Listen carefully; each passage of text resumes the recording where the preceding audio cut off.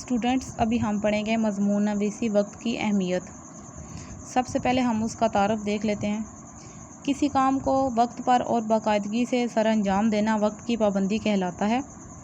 وقت کی پابندی انفرادی اور اجتماعی زندگی میں بہت اہمیت کی حامل ہے۔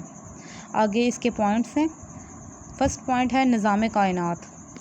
کائنات کا سارا نظام پابندی وقت کا حامل ہے۔ سورج مقررہ وقت پر طلوع و غروب ہوتا ہے۔ رات، دن اور موسم اپنے وقت پر آتے ہیں۔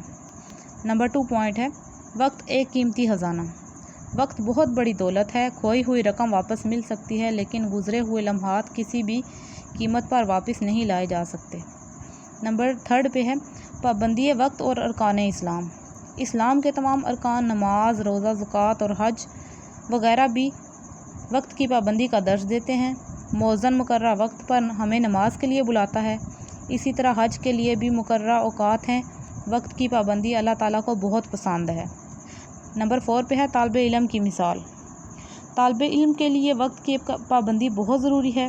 اگر طالب علم مقررہ وقت پر نہ اٹھے، محنت اور باقاعدگی سے کام نہ کرے تو وہ پڑھائی کے میدان میں ترقی نہیں کر سکتا۔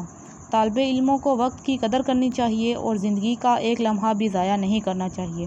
اسٹوڈنٹس، یہ آپ نوٹ ڈاؤن بھی کریں گے اور آپ اس کو ریوائز بھی کریں گے۔